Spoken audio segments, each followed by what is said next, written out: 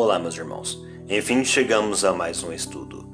E dessa vez é sobre o livro de Marcos, capítulo 11 e o versículo 26.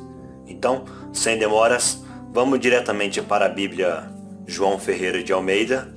Essa é a revista e corrigida. Vamos lá então, ver qual texto se trata. Livro de Marcos, olha aqui.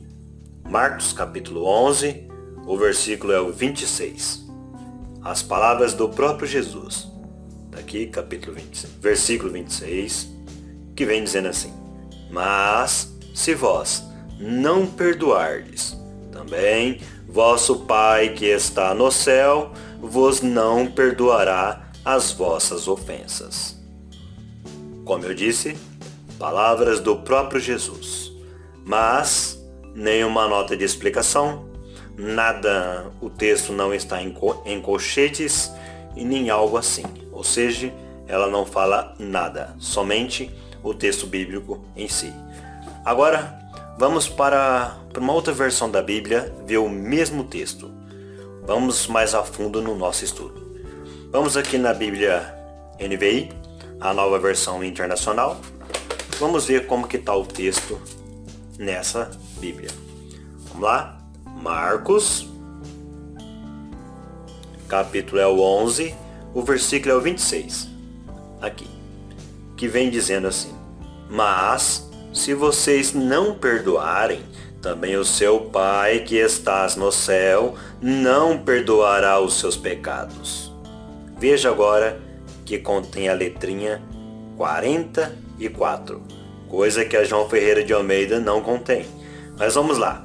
Essa letrinha significa para ir na nota de rodapé, que vem dizendo assim, ó, número 44, capítulo 11, versículo 26, ó. Olhem só agora. Muitos manuscritos antigos não trazem o versículo 26. Ou seja, a própria Bíblia NVI, ela contém o texto, mas ela afirma que o texto não existe nos manuscritos mais antigos. Mas como eu sempre digo, vamos mais além. Vamos procurar na Bíblia Sagrada o mesmo texto. Marcos, capítulo é o 11. Deixa eu focar aqui. O capítulo é o 11, o versículo é o 26. Note que aqui está o versículo 25.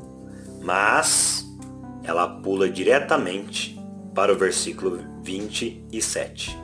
Ou seja, o versículo 26 não consta nessa Bíblia. Bíblia Sagrada, Folha de São Paulo. Mostrando assim que o texto não existe nos manuscritos mais antigos. Agora, vamos... Quais manuscritos, né, esse texto ele não existe? Vamos aqui para a Bíblia Israelita descobrir quais são esses manuscritos. Aqueles que eu sempre venho dizendo nesse canal. Vamos lá, o livro de Marcos, capítulo 11. Aqui, Marcos, capítulo 11, o versículo é o 26. Aqui, ó, 26. Note que o versículo não existe. Existe apenas uma numeração, 474, que nos leva à nota de rodapé, que vem dizendo aqui, que vem dizendo assim. Mateus, capítulo 11, versículo 26. Olha o que ele é.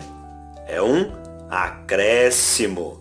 Essa passagem não existe no manuscrito sinaítico. Vou colocar aqui nessa tela para deixar bem grande o manuscrito sinaítico.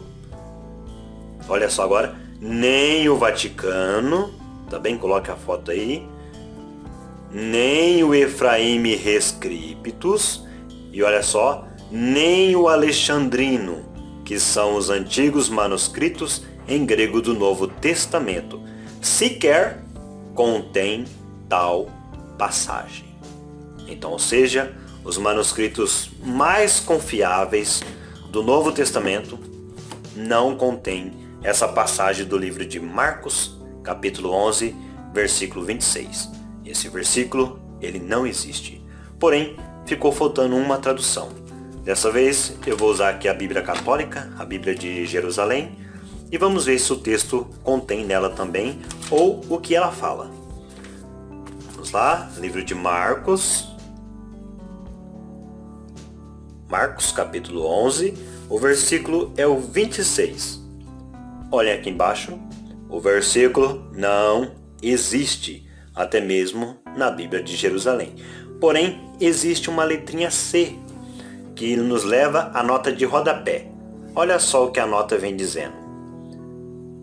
É um adicional, o versículo 6, que vem dizendo assim: porém, se não perdoardes, também vosso Pai que estás no céu não vos perdoará vossas ofensas. Mas o interessante é que a Bíblia de Jerusalém, ela vem dizendo que o texto existe no livro de Mateus capítulo 6, o versículo é o 15. Então vamos lá. Mateus capítulo 6, o versículo é o 15. Aqui está o Evangelho de Mateus, capítulo 6, não é mesmo? E o versículo é o 15. Então vamos lá.